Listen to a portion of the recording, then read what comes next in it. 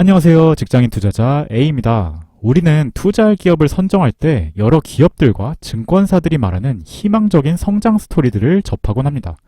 그러나 이런 장밋빛 전망만 믿고 투자했다가 내 시드가 골로 가는 것을 종종 경험하곤 하죠. 가치평가계의 저명인사인 에스워드 다모다란 미국 뉴욕대 교수는 기업의 성장 시나리오를 객관적으로 평가할 몇 가지 툴을 제공하고 있습니다. 우리는 오늘 동그라미, 세모, 네모의 세 가지 게임을 통해서 지나치게 희망적인 이야기를 하는 기업들의 스토리를 걸러내는 방법을 이야기해 볼 겁니다. 바로 이렇게 말이죠.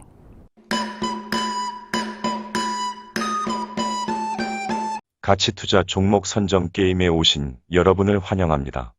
첫 번째 게임은 가능성 게임입니다. 기업들이나 증권사들이 제시하는 스토리가 실제로 실현 가능한지 평가하는 게임이며 불가능한 이야기를 하는 기업은 탈락하게 됩니다.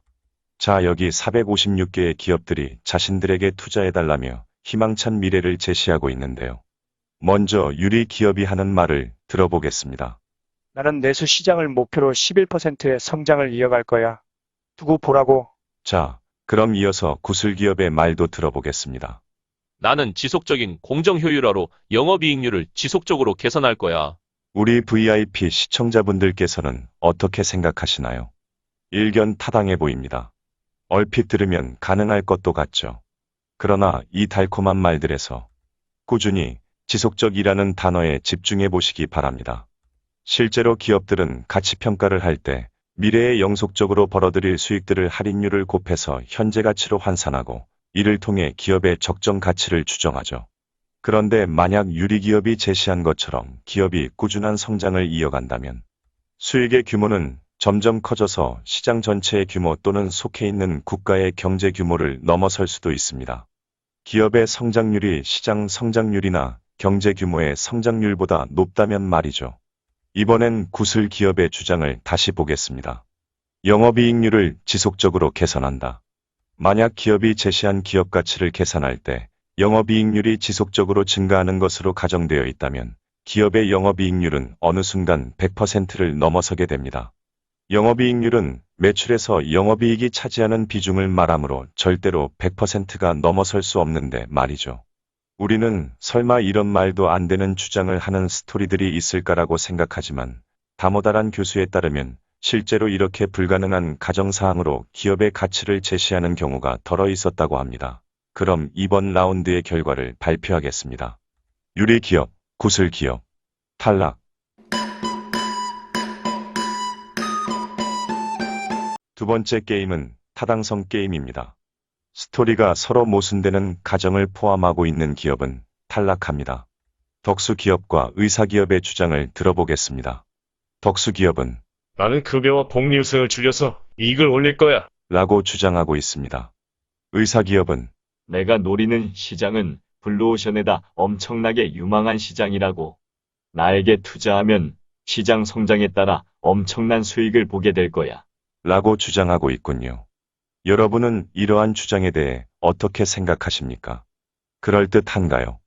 그러나 덕수기업의 주장에는 다음과 같은 가정사항이 들어가 있습니다.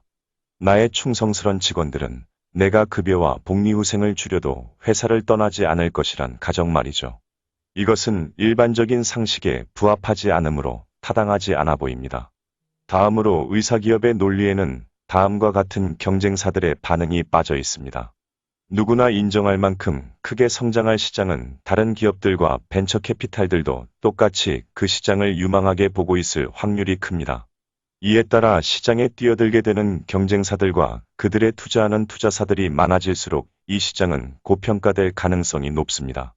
그만큼 기업들에 투자되는 투자금 대비 가져가는 수익의 규모도 점차 작아지겠죠. 역시 타당성을 얻기에는 충분하지 않습니다. 여기 새벽기업과 알리바바가 있습니다. 새벽기업은 슈퍼카 회사인데 중저가 자동차도 만들어 판매량을 늘릴 것이라고 하는군요. 매출을 늘리면서도 이익률은 유지할 것이라고 말하고 있습니다. 알리바바는 중국 내수 시장을 꽉 잡은 전자상거래 공룡기업으로서 내년부터 해외 진출을 할 거고 이익률은 현재와 같이 유지하겠다고 합니다. 과연 이들의 주장은 타당할까요? 새벽 기업의 경우부터 살펴보죠. 새벽 기업이 중저가 자동차 모델을 출시하게 된다면 우선 매출이 증가하며 전년 대비 성장률은 상승할 것입니다. 그러나 스포츠카에 비해 싼 중저가 모델을 판매하게 되면 평균 판매 가격이 하락할 것이고 판매비가 증가하여 평균 이익률은 하락할 것입니다.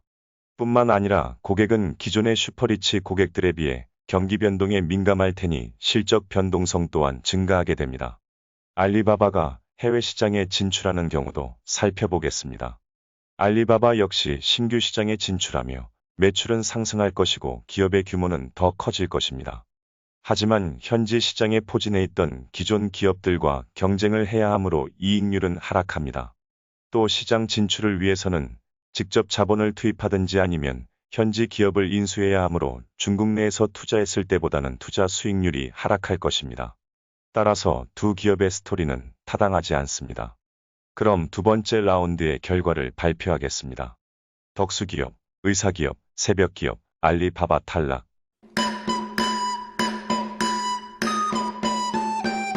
마지막 게임은 개연성 게임입니다. 스토리가 실제로 일어나기 어렵고 뜬금없는 기업이 탈락합니다. 상우 기업은 난 세계적인 명품 시계 기업이야.